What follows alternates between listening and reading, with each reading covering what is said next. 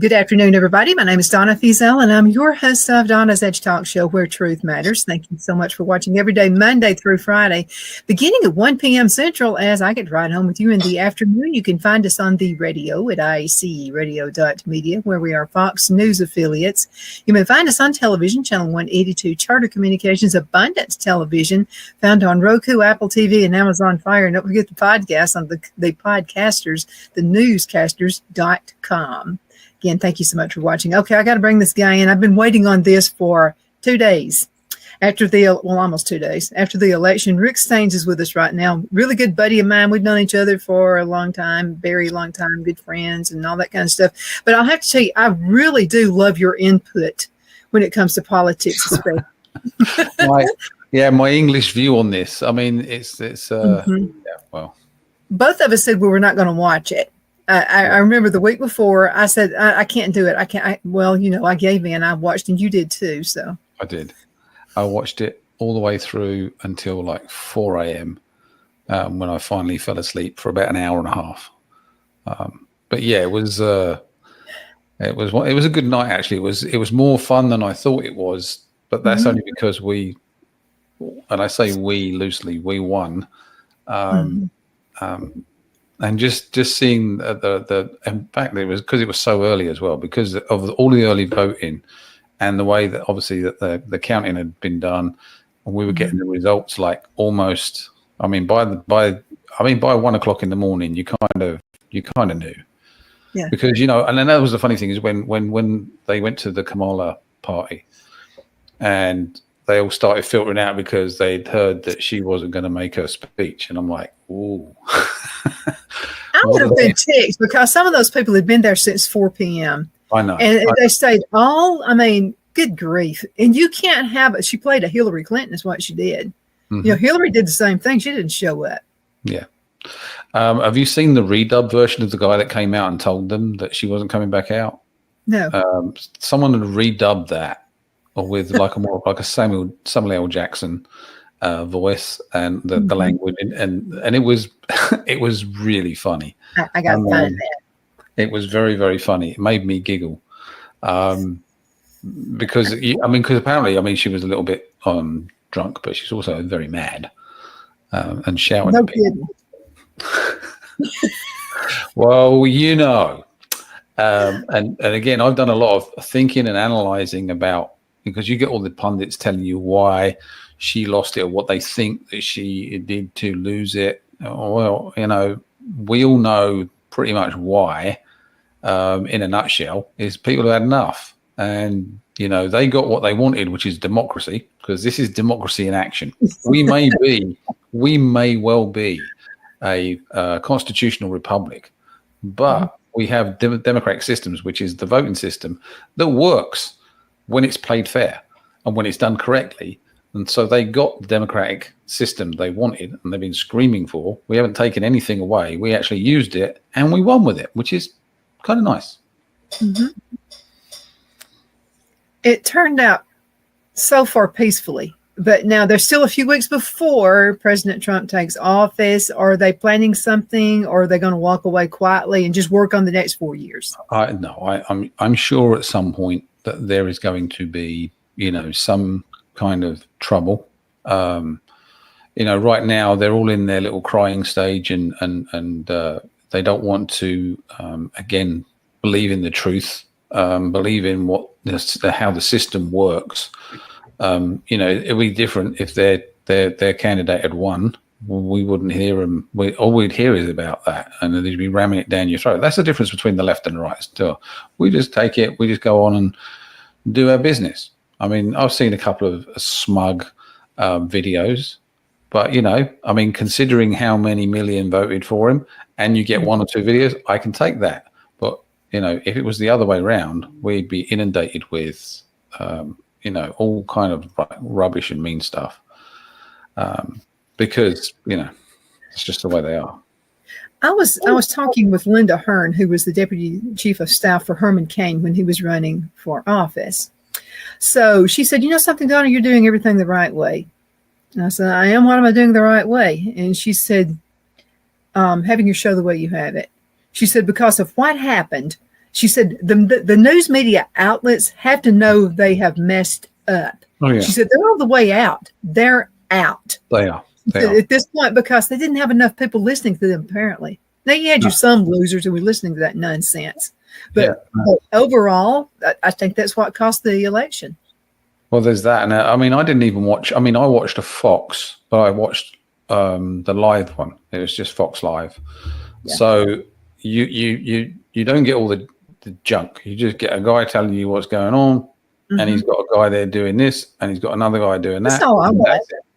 I don't want to sit there and listen to a load of pundits talking about what they think is going to happen. No, I can work out what's going to happen just by looking at what's going on. And if you just show me what's going on, give me the news, which is what we want. We just want the news.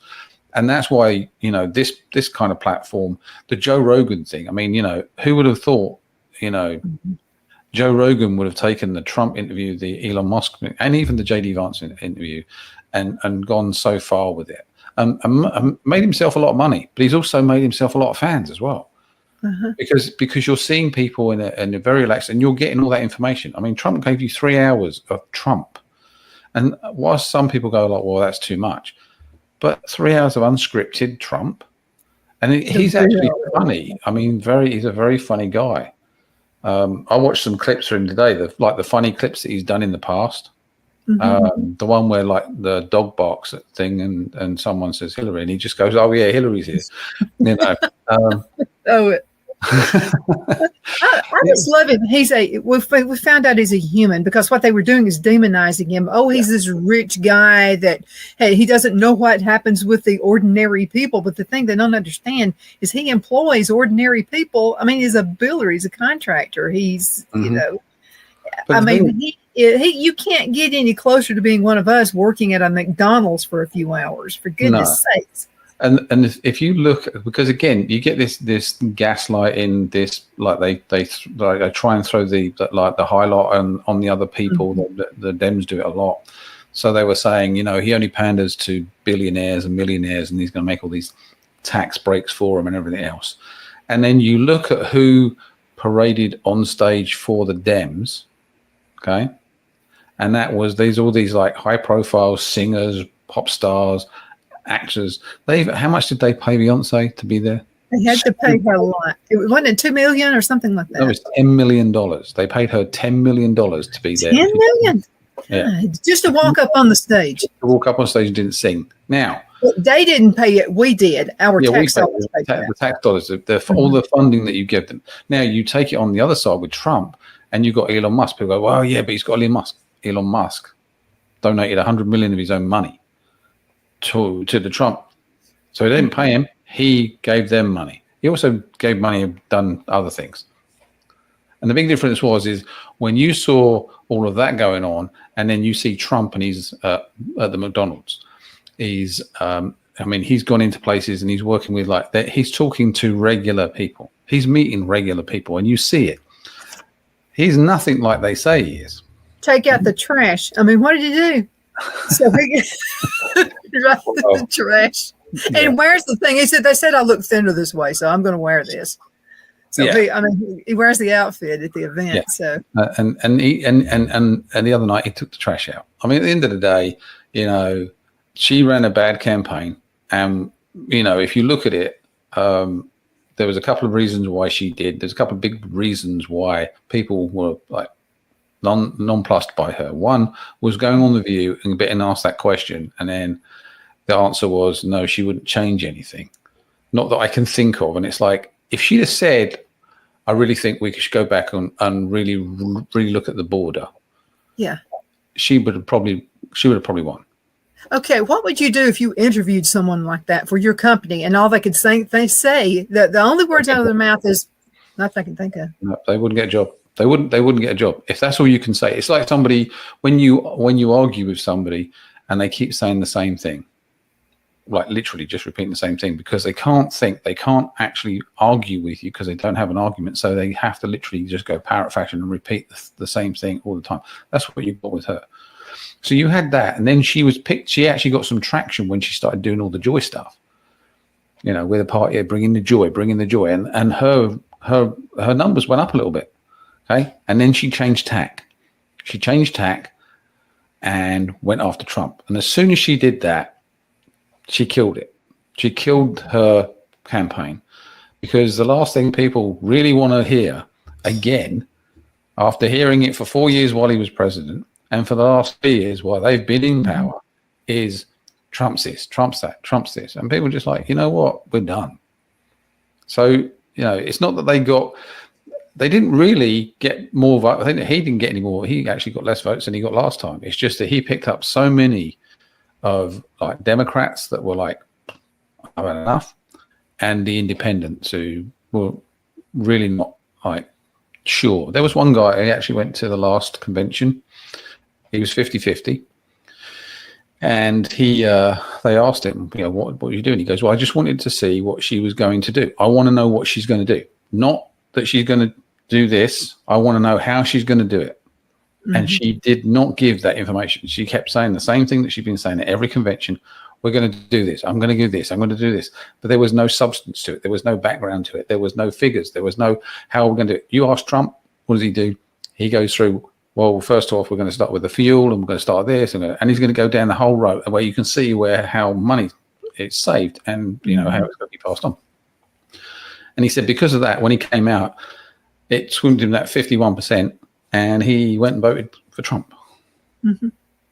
So that's pretty much what happened. And all the women that they thought were going to go run into, Kamala, no. This woman did, and I'll tell you that right now. So, but if you run your campaign only on abortion and stuff like that, I mean, people aren't even thinking about that right now. Okay, go somewhere, go to California and get your abortion and be done with it. But think about paying your bills. Yeah. I mean, I don't understand why that would be your platform. That makes absolutely no sense whatsoever. No, and I think as well, because they went on that one policy, you alienate. You alienate. I mean, all the men that aren't really men. The newfangled man bun and Birkenstocks and all that stuff. The ones that don't do anything macho, they'll wear nail varnish and go for manicures and all that stuff. Appeals to them because they kind of like in with the the girls, but regular guys just go like, what? You're not going to get men. That's why a lot of men went for Trump, because they didn't pander to all that. Just give you like solid policy. This is how we're going to do it. This is what we're going to do. And then you look at the Trump effect. Literally, when he won, what happened?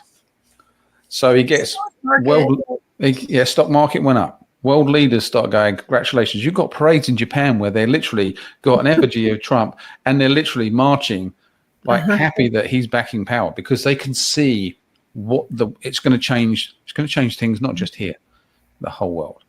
And that's the difference. And even there was a guy I watched from England, because the Labour Party, they've slammed Trump. The one guy, I think he's our foreign minister, he slammed Trump.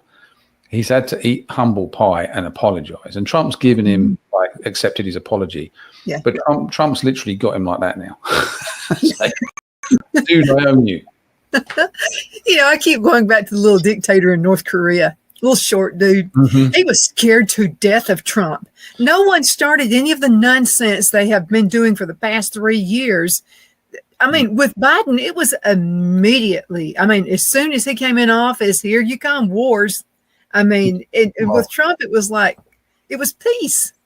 Yeah. Well, the way that, I mean, and the whole Liz Cheney thing as well, it's got taken out of context. And all he was saying was like, how would you wouldn't feel the same if you were standing there looking at someone with guns pointing at you.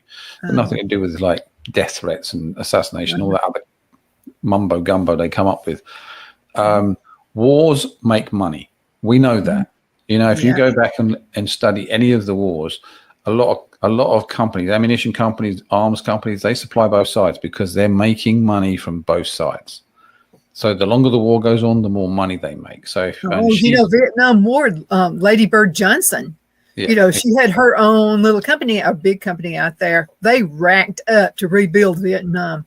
Yeah. So I mean, not only have you got the ammunition countries, you've got the rebuilders, all the construction companies that are going to go in there and fix things up, or the private security. So when the US military pull out, there are companies that are technically government companies, but they are technically military, but they are private soldiers. I have no friends who work for them, who go in there, and the owners of those make a lot of money. War is very, very money making. Whereas Trump, he wants all that money back here. We'd rather have that money back here for us and for what he could do to it for America. You've seen him sit down at like the NATO table, and they're asking for money the last time he was president, and he's like, well, hang on a sec, especially Germany, you're paying Russia for gas, okay, but you're scared of Russia, which is why you want NATO, why you want us to be part of NATO, because you're scared of Russia, but you're giving them money for gas. So your independence is gone because you're providing you with fuel, but you're taking money from us because of NATO for our protection. He goes, it's wrong. You can't do it. And that's why I like him, because he's a businessman and he works out what's going on and he fixes it. The common sense way, which actually goes a long way. The common sense way, very much so. Mm-hmm. So it's going to be interesting. They were all this stuff about them, doing this, doing that. And at the end of the day, if there was any reason why he couldn't run for president, that would have been brought up before he ran. Mm-hmm. I mean, really just like, no, you can't do this. You can't do this. But when you look at it, because, there was talk of them, they were going to do the 14th Amendment because he supposedly led an insurrection. Well, he didn't. He didn't lead an insurrection. It hasn't been proven that he led an insurrection. It was just, load of gump that was set up by Nancy Pelosi and all the other ones. It was an inside job to get people in there so they could do this. But at the end of the day, he ran and won. And now there's not a lot they can do. There's not but listening to Kamala after the election sounded to me like she was kind of doing this insurrection, because here's what we're still going to fight. She said that several times. She did. But she did also. If we wanted to, we could say she's starting an insurrection, right? Yeah. And I was listening to her very carefully because I was waiting for you yesterday. So sorry about that. So I was listening to her because I wanted to see if she was going to say something, but she actually went the other way and said, look, we want everybody to work for a peaceful transition, which is what they should be doing. You shouldn't be inciting violence from your supporters. The whole point of, the people getting mad right now, it's like, look, at the end of the day, I had watched a girl today reach out. She was a Democrat. She said, look, I'm just trying to understand. So she goes, if there's any Republican ladies that want to contact me, and just tell me why you voted for Trump, and what from your point of view. And she got lots of really positive comments, because we're all about that. If you've got a dialogue and you can talk and you can have, I can have a relationship with somebody that doesn't have the same political beliefs as me, and I don't have to believe everything that they or even buy into it. So they don't have to do the same with me, but we can have mutual respect and we can have communication. That's all we're asking for. Just talk about it. There's no need to go beat somebody up, to go burn down a building, to ruin somebody's life or their business because they didn't vote the way that you wanted them to vote. Because again, the democracy that you're screaming about, you're trying to take away from people, and you can't do that. Well, suppressing people is taking away that liberty. Absolutely. Yes. Both my granddads, one of my granddads was a Democrat and one was a Republican. And I remember seeing them sitting on the front porch. I've been in politics my whole life because I would sit there and listen to them. There was none of this like mudslinging. Nobody got mad, no throwing biscuits at the dinner table, nothing like that. No. My granddad would just say, I just want to know why. Why do you think that policy is a good policy? Yeah. And then the granddad would tell him. And then they would say, I didn't think about it that way. Yeah, it's like anything in life. That's how you learn.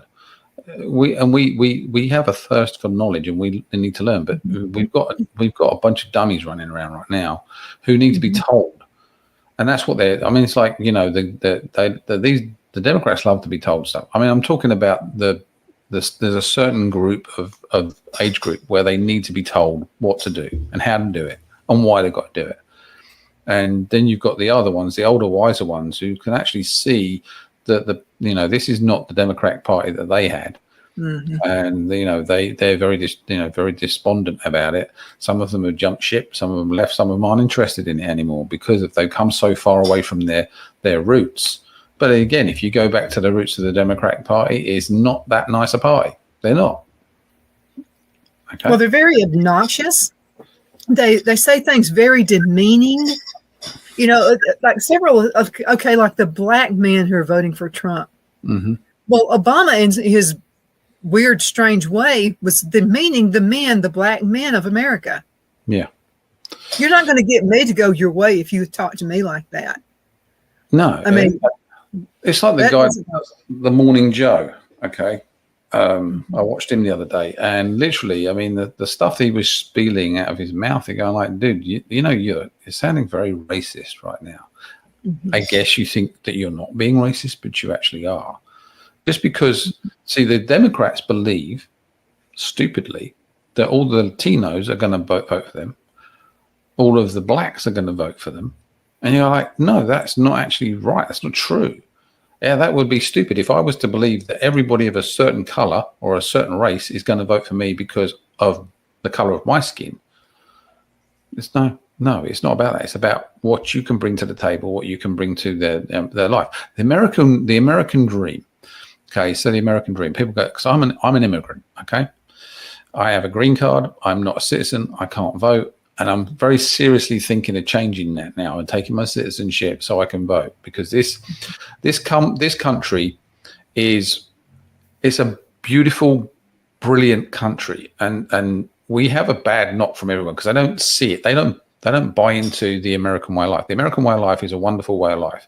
It got under my skin many, many years ago, and you come here and you have life, liberty, and freedom. You have all of that stuff, and you have the ability to make money. You have the ability to, buy what I've got, buy a farm, do what you're going to do, live your life, be happy, okay, and do that with all the freedoms that it brings. And there are people that want to take all that away from you because they want to be like, some South American despot country with some leader telling you what to do 24/7, or you can't do this.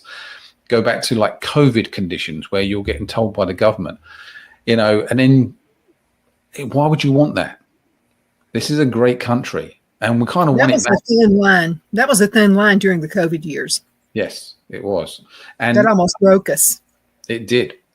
And the fact that when you find out that, the whole 6 feet apart thing was just a random thing that was thrown out there that they actually said, but there was no what we didn't know. It wasn't, we didn't know if it would work. We just said, well, you got to stay 6 feet apart.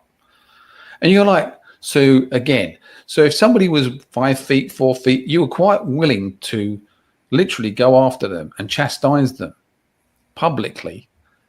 Same as the wearing the mask. The mask, they know it didn't work, but they still made you do it. And that's the crazy stuff.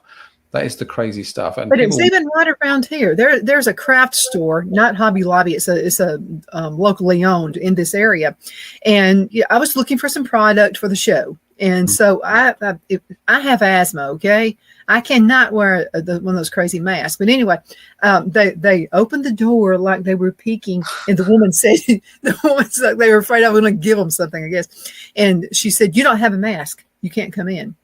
And I said, "But I have asthma." She didn't care if I choked to death. No. And I said, "Okay, here is my debit card. Let me tell you what I need." She wouldn't even take the debit card. No.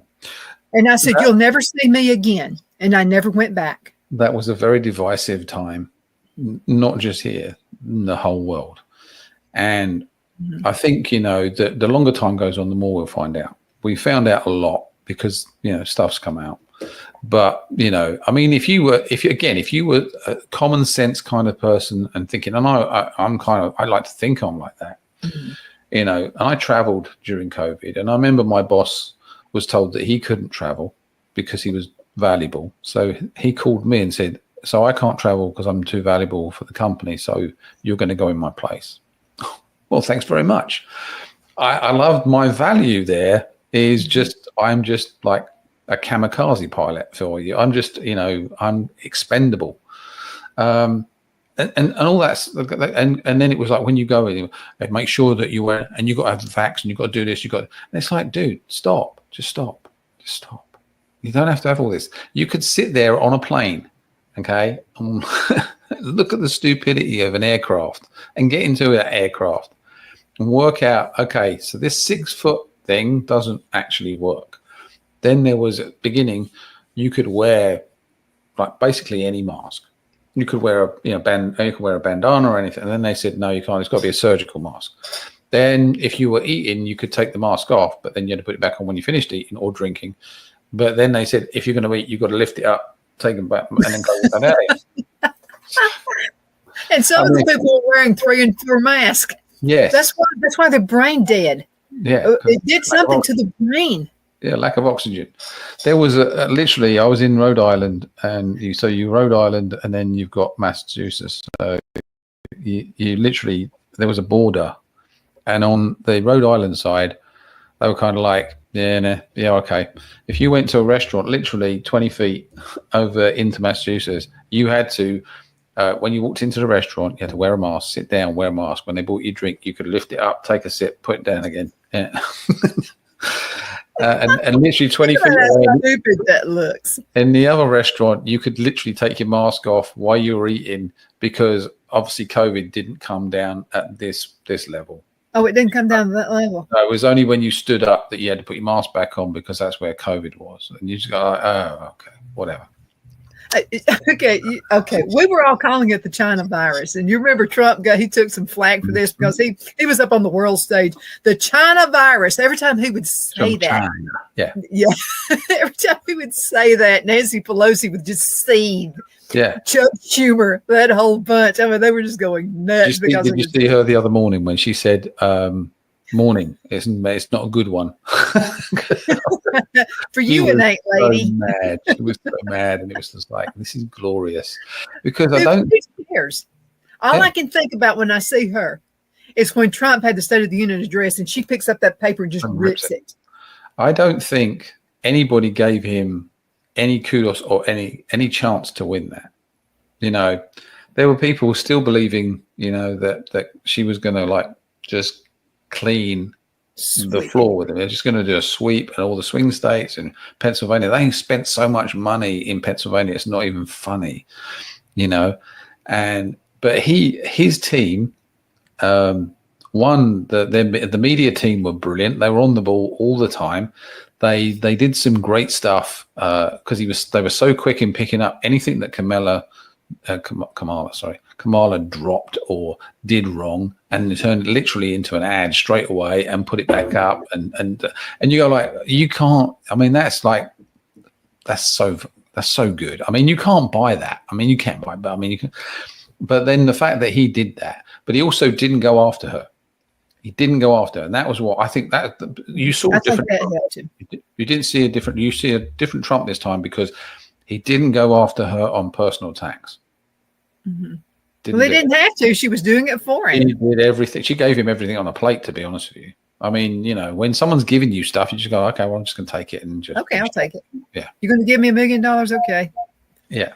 So my daughter-in-law, who's from Russia, had this really great point.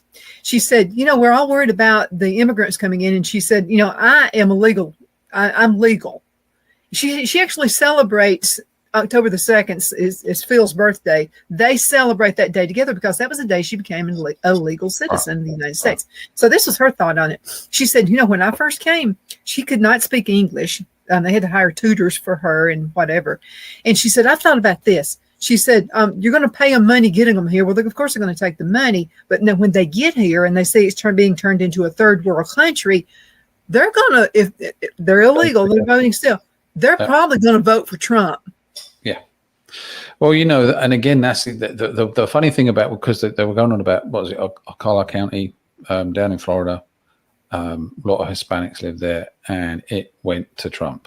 Yeah, they thought they were going to get it. And they were like, because the last time Biden won it, and this, I mean, he won it by like 14 points, and Trump won it this time by 2 points. So he'd actually picked so a 16-point gain for him. And you start looking at it and you go like, okay, so what do you think happened? And I can tell people, it's like, well, these people have become American. They live in America and they can see the beauty of what they got. They can see the value of what they got. They're making money. They're paying taxes. They have some freedom. Hey, this is good. We want to keep this. Well, we want to vote for the person that wants us to keep this and not take it all away from us.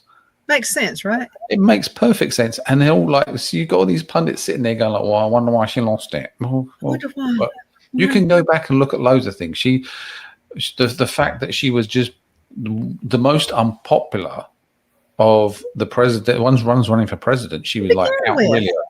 Yeah. Then she was thrown in as the vice president and very unpopular as a vice president. And then when they put her in as, the presidential candidate because Biden dropped out, which we know he didn't drop out, but no, they kicked him out. Yeah. And then they're talking about the democratic process, and you go like, hang on a sec, you've just literally circumnavigated the democratic process here because you've just given somebody that nobody wants, nobody likes, and then all of a sudden the blue wave starts and everybody likes her, and it's like, really, how does this work?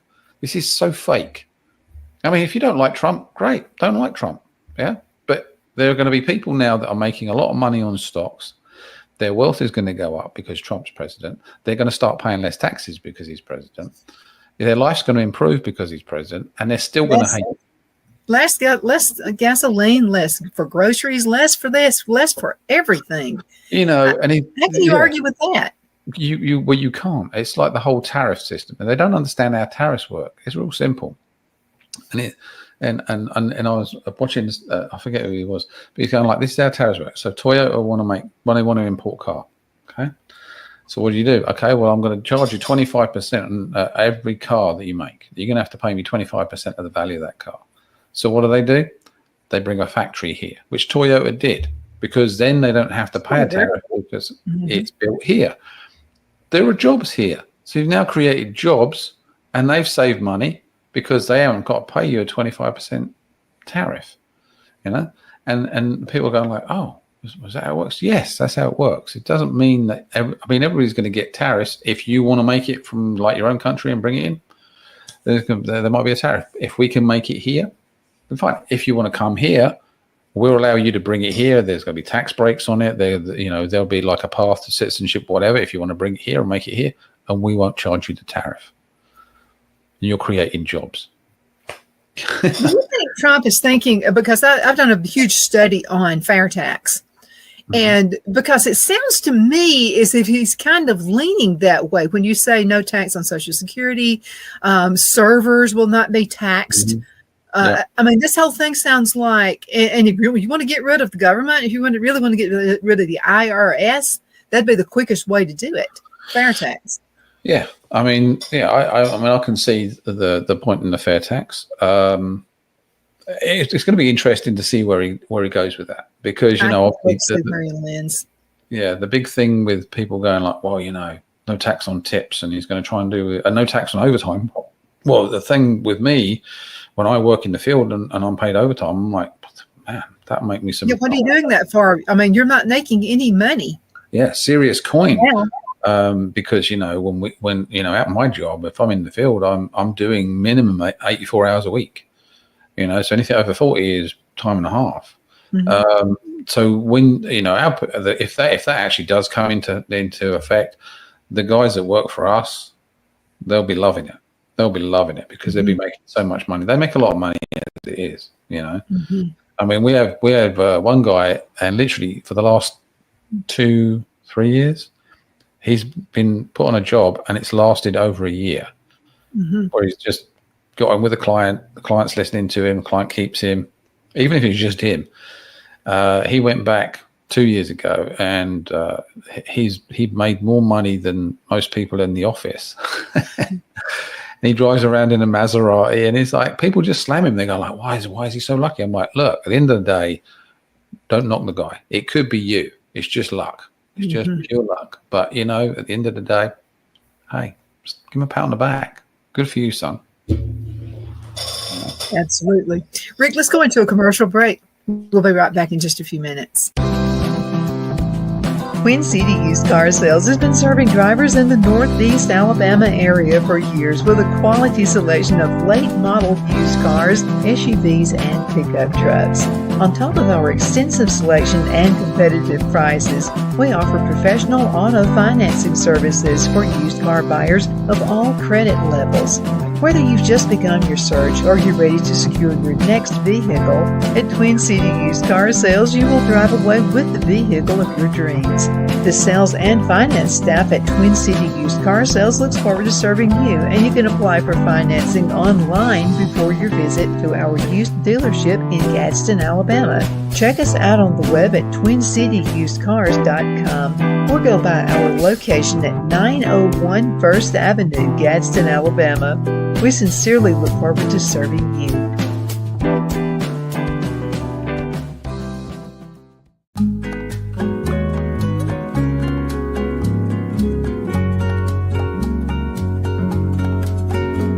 At Lamone's Mexican Restaurant, located in Henniger, Alabama, and voted Best Mexican Restaurant of DeKalb County, Alabama 2020, we're here to serve you with authentic Mexican cuisine. Order easily online by going to lamonsmex.com or call 256-657-3999 to place your order. We're open Sunday through Thursday, 11 a.m. to 9 p.m. and Friday and Saturday, 11 a.m. to 10 p.m. Whether you're celebrating a cozy date night for two or a celebration for a crowd, at Lamone's you'll love our atmosphere and friendly servers. Thank you for dining with Lamone's Mexican Restaurant.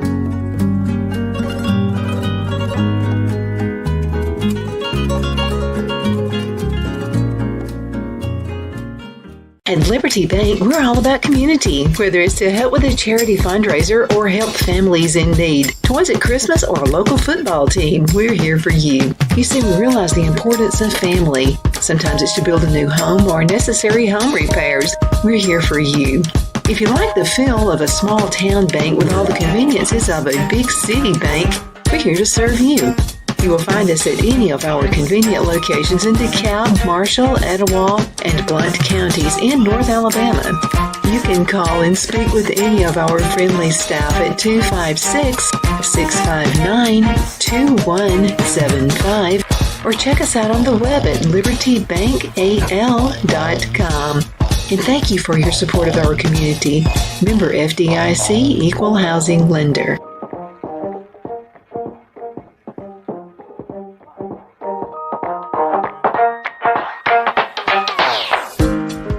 I'm excited to announce our Christmas extravaganza is finally here. Get this season's flannel sheets for as low as $59.98. They won't last long, so get them while you can.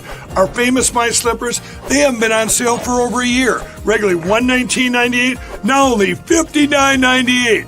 Our 6-piece towel sets are back in stock with extremely limited quantities, only $29.98. With hundreds of MyPillow products, there's something for everyone on your Christmas list. Bathrobes, duvets, quilts, down comforters, and so much more. So go to MyPillow.com or call the number on your screen. Use your promo code to save on all MyPillow products. For example, flannel sheets for as low as $59.98. Or our 6-piece towel sets, just $29.98. But that's not all. I'm extending our 60-day money-back guarantee until March 1st of 2025. Plus, all orders over $75 or more ship absolutely free. Donna's Designs offers a line of handmade memorial, wedding, and keepsake jewelry that launched back in 1970. I'm a self-trained jewelry designer, and I will work closely with you to create unique designs you can love and treasure for years to come. Whether that be flowers that were used in a funeral arrangement or stones you found on the beach at a memorable trip, call me at 256-659-4319, and let's think of the possibilities. Good afternoon. We're back. My name is Donna, and I'm your host of Donna's Edge Talk Show, where truth matters. Thank you so much for watching every day, Monday through Friday, beginning at 1 p.m. Central Time, as I get to ride home with you in the afternoon. Rick Staines gets to ride home with you every day in the afternoon, too, like when he's on the show. We've been doing this for many years. So, Rick, thank you so much for being with us. So I wanted to mention this, too, by the way. There is an English show Phil and I love to watch, and you can find it on YouTube, and you can find it on various things. It's called The Repair Shop. It's an English show. I love The It's repair the shop. best show on love TV by a mile. Oh my God, the people work so good there together. Yeah. And it's like they encourage each other, and you can see it's a genuine show, Rick. Yes. I've been meaning to mention that we've been watching this for a while. Yeah. And I don't tire out of watching that show. No, It's very successful. because I've watched the first 2 seasons because I could only get 2 seasons on, was it Netflix? But if you go on the Roku channel, if you've got a Roku TV or Roku box, if you go on the Roku channel and go on there, you tap in, you put it for search and you find it, and they have a channel just running constantly, and there were like 7 or 9. I think there's actually 7 seasons now, maybe even more. I love it, and I introduced my mother-in-law to it as well, and she was like, "Wow, this is such a good show." And I'm like, "Yeah, this is like, it's one of those ones where you can relate so much to the people on their items, whether it be like a trinket or whether it be something from, a piece of furniture, and they get fixed up, and it just brings back all of those memories because they keep it in the family and they keep it alive. It is a cool show. I love it. I like Susie, the one who works. She's a master person when it comes to working with leather. Yeah, I mean, she is awesome. I wouldn't kick her. I like Susie for all the wrong reasons, but she's yeah. And I tell you who's really, really good is the lady that does all the ceramics and the pottery. Oh my goodness. She is so. A piece is just broken into bits, and you would. Yeah. I mean, wow, she's a master. Yeah, it's amazing. And, and I love TV shows like that. There's another one that you want to catch that's funny because it does throw in a whole new perspective on stuff, and it's from Britain. It's called Don't Tell the Bride. Don't Tell the Bride. Yeah, and the whole premise is, and there's like, I think there's like 12. You can watch 12 seasons, and basically what it is these people go into a legally binding contract in front of a lawyer in the UK, and for four weeks they stay apart, and he's not allowed to talk to her, and she's not allowed to talk to him, and allowed to text each other or anything, and he has full autonomy on the wedding. Everything. She doesn't even get to choose her dress. He has to choose her dress, the location. I tell you what, I love Phil, but no way. no, I wouldn't even entertain it. But from a TV perspective, it's and some of them, it's like they go so like outlandish. There's one guy, he did Beauty and the Beast, so he wanted a yellow wedding dress because that's what Beauty wore, a yellow dress. So she turns up to the bridal shop thinking she's going to get some nice white, and it comes out it's yellow, and she just like, I'm not wearing that. I'm not wearing that. What are you telling me? You know what white means, pure. Yeah. Well, the thing so she was kind of like hesitant. And then she goes, well, there's a theme to this. And so when she turns up on the wedding day, she realizes what it is. It's in a park. And when she walks down, he's dressed as the Beast with a mask. Oh gosh! And that's it's kind of crazy. I got to see that. Sounds fun. But it's actually a very, very good show, and it's just watching the interaction between like the groom and his friends, the best man, the bride to be, and all of her bridesmaids and the sisters and the mums and the dads and everybody's got an input. It's a wild ride, but it's a really good show. I love it.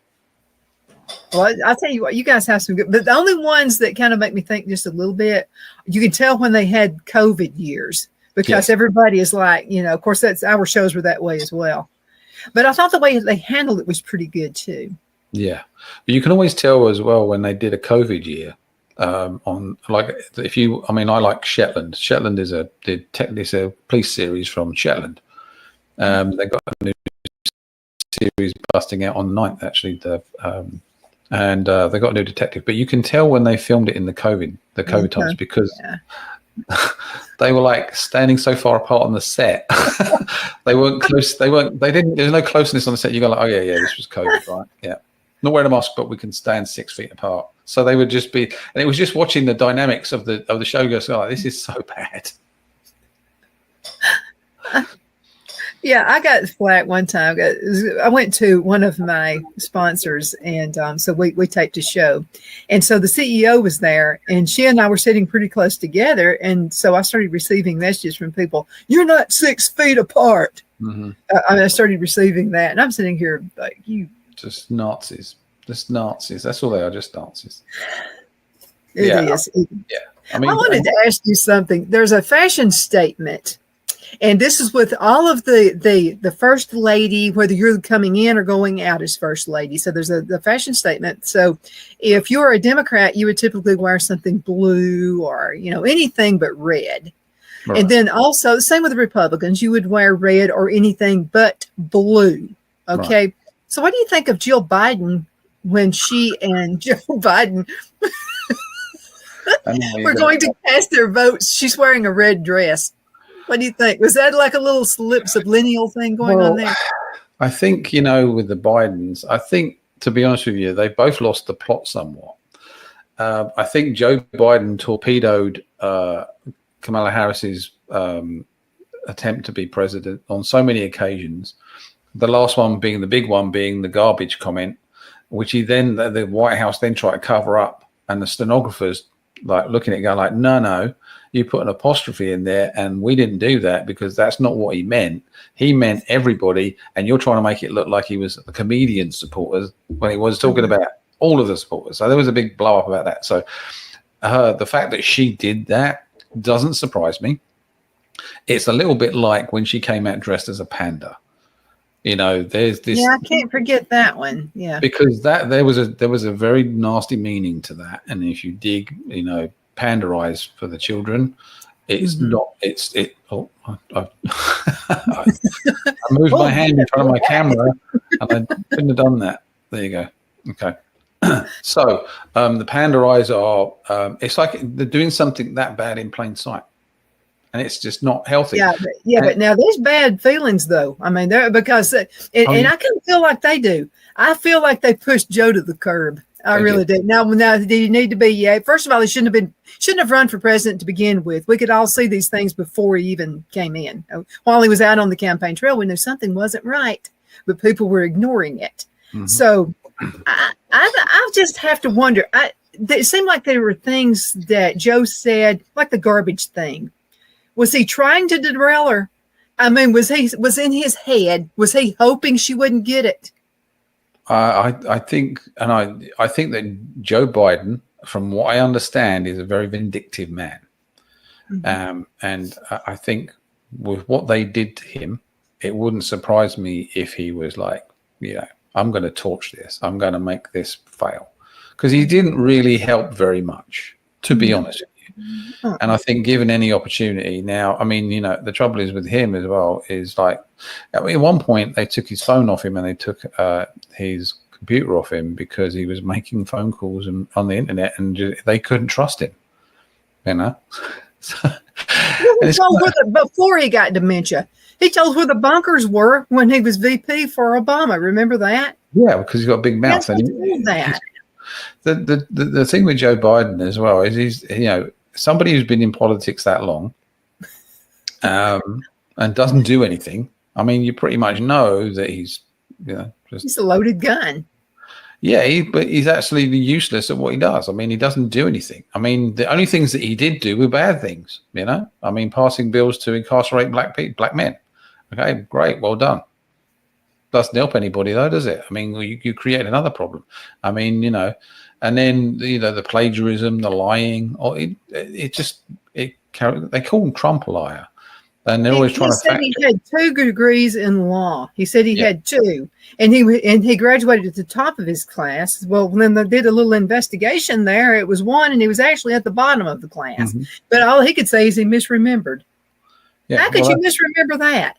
Well, it's actually very common in politics, actually, to misremember stuff. You lied. It's the one thing they do to get out of anything these days. And if you're a celebrity, it's the same thing.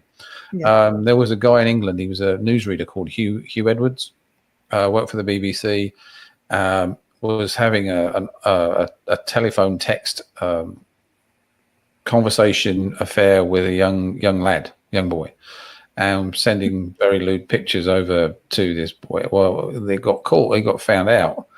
And yeah, he didn't go to jail. I mean, because I was going through a bad time. It was like I regrets and stuff like that. But my mental health was wrong, and it's like, okay.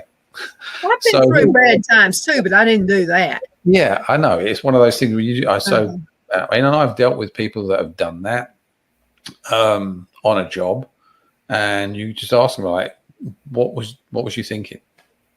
Well, it was an accident.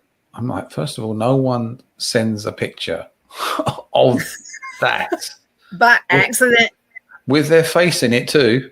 That's how I identified him, because he was like the camera angle, and I'm like, your face was in it, and you don't go, I'm going to send this to this nurse, and it's going to be an accident. I said, her husband's seen that picture, by the way, and he wants to come to where we are and beat you up. And then he goes, well, do you think I should, am I DNR'd? Yeah, pack your stuff. We're taking you to the airport now. You're done. Yeah, so people just do crazy things, and then they try and forget them. And if they can't forget them, they come up with an excuse. And then the powers that be go, oh, okay, well, just slap on the wrist and carry on with your life. Did the Democrats want to lose? I mean, did they really, in the back of their minds, are they wanting to lose? Because, I mean, it's like you can't find anybody better than Joe Biden. You can't find anybody better than Kamala Harris. I don't think. Are they just looking for people who will just do exactly as they say, ruin the country? They're not looking for anybody who can actually think with their own. I don't think so. See, the trouble is, if you think as a president, I mean, the trouble is with the way they are right now with Trump is because Trump is literally a danger to them, because he's one of them as a Democrat. Two, he understands what they want to do, because they've already explained it to him at Davos when he was there and listening to all the junk they were coming out with. Mm-hmm. And he's not a politician, and he doesn't need their money. He doesn't need to be bought. Exactly why he's gone this way now of setting up his team prior to all this and paying for it himself, because he doesn't have to have the lobbyists trying to pass him off people that are going to not work, or are going to spy on him, or are going to railroad his presidency. So he's dangerous because he's a thinking person. They don't want any. I mean, Joe Biden was easy as Obama, and I think Obama was all behind this, because one girl pointed out that if you looked at the screen on, it was one place, Kamala's name disappeared and Obama's came up. Her face was still there, but Obama's name came up, because I think he was running all of this from, like he said he wanted to do. He just wanted a mouthpiece out the front, and he could sit in his little room talking to him on the phone. How many times was she on her phone? How many times there was one of her the other day, she had the earpiece in and she was talking. I disagree with you on that one, because to me, he seemed like a very dumb man. Okay, think about it. I love this movie, Trading Places. It had Eddie Murphy in it. Mm-hmm. And in this, the rich guy, they threw him out on the streets and they put Eddie Murphy in just like a prominent position, kind of. And the whole thing with Obama made me think of that movie, Trading Places. He couldn't even believe he got in his press. I mean, they had to groom him. Okay, remember the first debate with him and Romney. Romney made mincemeat out of him.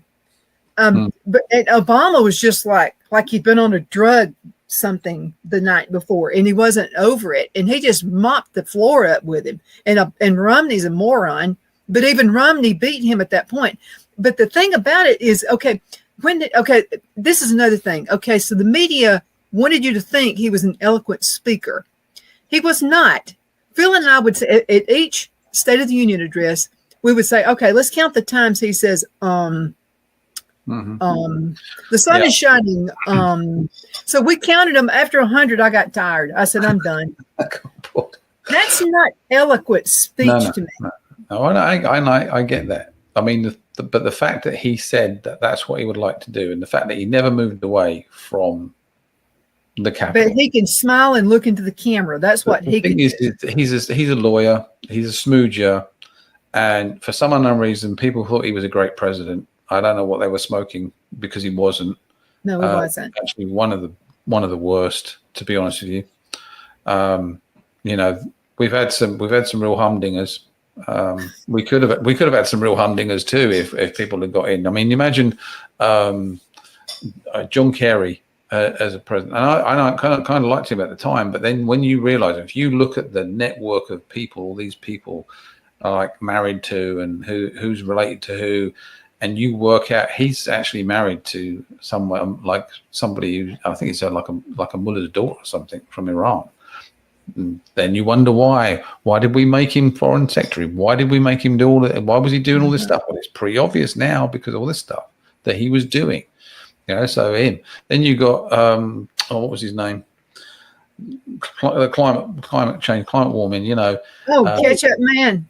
Yeah, Ketchup Man. Okay, so he married into the Heinz family. Heinz Ketchup. That's why you call him the Ketchup Man. Okay. Well, he was another one. That was the one with Bush where it like went down and he gave his concession speech and then he rescinded it because he thought they had to do the recount. And then you listen to that garbage that he comes out with, and he's been caught saying, well, it's just like, none of it's true. I mean, none of it's true. Okay, if you believe that, would you actually buy a mansion out on the coast? I mean, would you really? No. But the trouble is I work with, I know enough people that are totally believing that. I had one guy tell me that shellfish were boiled alive in the ocean. And I'm like, okay, first of all, do you understand the science that you're trying to tell me that you think works? Okay, boiling an ocean. I said, how many gallons of water do you think? What heat do you need to? I said, you have volcanic eruptions under the ocean. Okay, what happens to that? It's automatically cooled because it's so cold and it turns to rock. Okay, so to boil an ocean, it would have to be 3,000 plus degrees at atmosphere level. We'd already be dead, so it wouldn't really matter. And only the first 2 inches of water may boil and evaporate off. Well, what about the cruise ships who go through all over the ocean? I mean, all over the world. I mean, they try all the eggs in the kitchen, I'm telling you. Yeah, but it worked. When we finally worked out, no logic. It was a tide pool, and they were in the tide pool, and it was a hot day. And I'm like, okay, but so that he goes. I said, well, they probably didn't boil alive. I said, because the water didn't boil. Okay, because the energy that you need to boil water is a lot more than you actually think.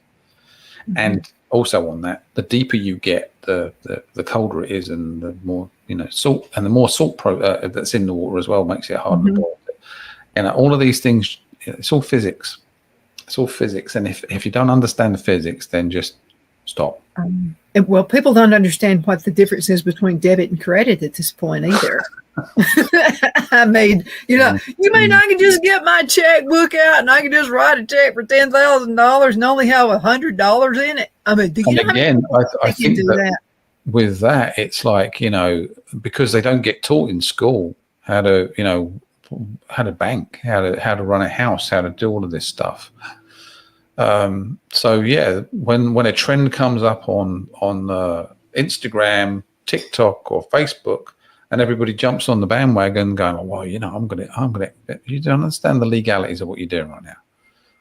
Okay, you can't do that. You're going to go to jail. And if you don't go to jail, and you will never own you never have a bank account. Doesn't matter. Unless you run for office and you're on the Democrat side, you'd have a real good chance at it of making $1 million. Actually, so that's why some people will be in politics. Rick, thank you so much for being on the show with me today. It's always a pleasure. And it was a really fun show today. I mean, all shows are fun, but we're relieved. We didn't know what might happen, and still think something could happen. I don't know. Yeah, no, I enjoyed it. But anyway, we'll wish for the best. Hope you have a wonderful rest of the week and a wonderful weekend. You too. I'll speak to you soon. And I hope you guys do too. Thank you so much for watching. Hope you have a super duper awesome blessed day today.